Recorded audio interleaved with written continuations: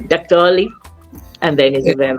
Yeah, there's certainly a long history of that. And, we spoke earlier about stories, and we said there are the African stories, and then there is the story, the thing that has been imposed.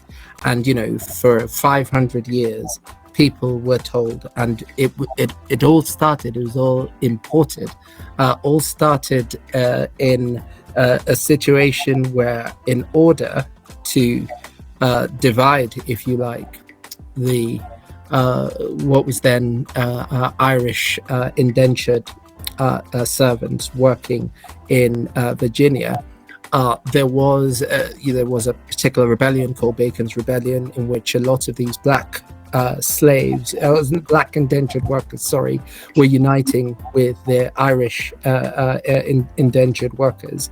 And in order to create a kind of separation between these classes, they created this scenario. It's one of the reasons why this idea of skin color or race doesn't really come up even in the dictionary in relation to skin tones until around the 17th century, so much later.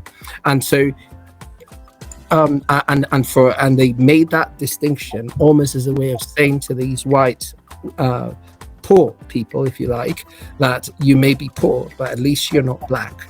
And it created this division between the races. It has always been a myth. It has always been a sociological, psychological or physiological myth that there is anything much more significant within between our skin tones.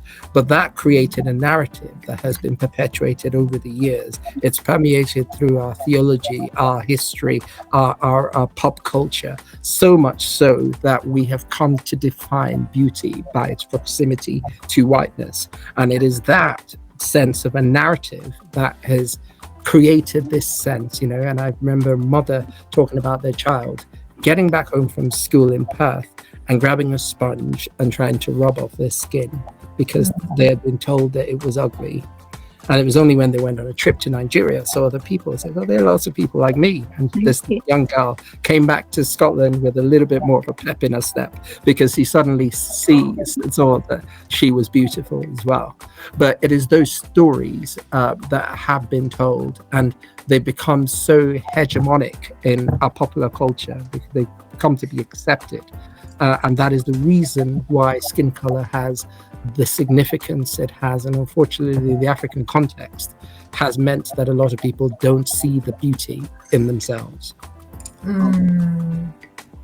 That's very deep.